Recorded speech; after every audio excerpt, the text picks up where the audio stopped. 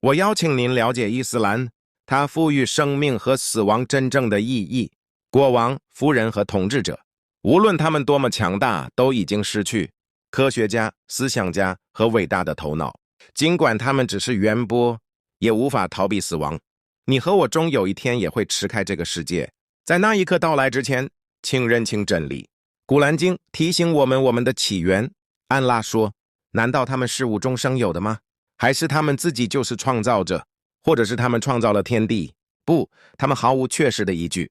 古兰经52、35、36，安拉缓命令道：你们应当归向你们的主，并在刑罚降临你们之前归顺他，否则你们将无法获得援助。在刑法突然降临到你们身上，而你们尚未察觉之前，应当遵循从你们的主将施给你们的最佳指引。